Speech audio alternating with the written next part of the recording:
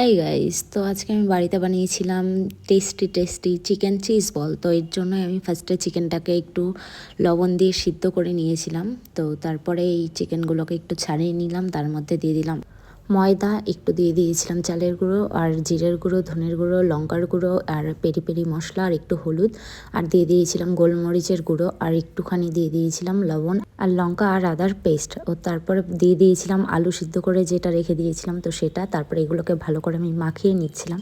আর বিশ্বাস করো, এটা রেস্টুরেন্টের মতোই টেস্টি হয়।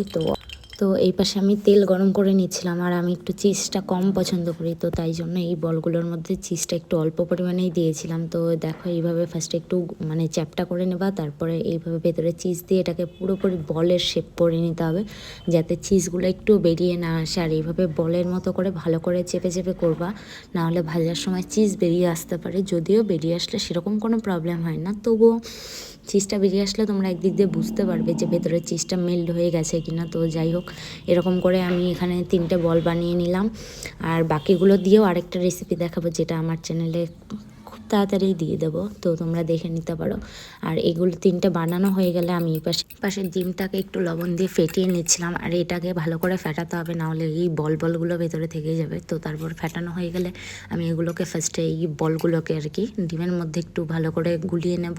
তো তারপরে ওটাকে তুলে যে পাউরুটি দিয়ে আমি ব্রেড ক্রাম্বটা বানিয়ে নিয়েছিলাম, তো ওর মধ্যে একটু ভালো করে মাখিয়ে নিতে হবে। আর এইভাবে আমার মতো চেপে চেপে দেবে, যাতে ওপরটা ছেড়ে না আসে তেলের মধ্যে দেওয়ার পর। আর আমি এইভাবে 3টেকে বানিয়ে নিচ্ছিলাম, যাতে একবারে ভাজতে পারি। তো তারপরে এই দেখো, আমি এখানে 3টেকেই বানিয়ে নিচ্ছি। আর এইভাবেই প্রথমে একটু ঘুরিয়ে নেবা, তারপরে এই যে হাত দিয়ে চেপে রাখলাম। তো এইভাবে আমি 3টেকে বানিয়ে নিয়ে তারপরে তোমাদেরকে আবার দেখাচ্ছি। আসলে আমার একার জন্য এই 3টেই অনেক বেশি হয়ে গেছিলো, তো যাই হোক, তো এটাকে বানিয়ে নিয়েছি। তারপরে এখানে কড়াই তেল ভালো করে গরম করে নিয়ে ওর মধ্যে আস্তে আস্তে 3টেই আমি ছেড়ে দেবো। তো এইভাবে আমি 3টে ছেড়ে দিচ্ছি। আর একটা জিনিস খেয়াল রাখবে যে নিচের পাশটা হলেই তবেই কিন্তু আবার উল্টাবে, না হলে নিচের পাশ হওয়ার পরেই কিন্তু ওপরের পাশটা এরকম করে উল্টে দেবে, না হলে এই পাউরুটিগুলো একটু ছেড়ে ছেড়ে যায়। আর একটা জিনিস খেয়াল রাখবে, এটা কিন্তু লো থেকে মিডিয়ামেই ভাজবে, এর থেকে বেশি এটাকে করবা না, তাহলে ওপরের পাশটা পুড়ে যাবে কিন্তু ভেতরের চিজটা মেল্ট হবে না। আর চিকেনটাও কিন্তু ভেতরে একটু ভাজা ভাজা হবে না।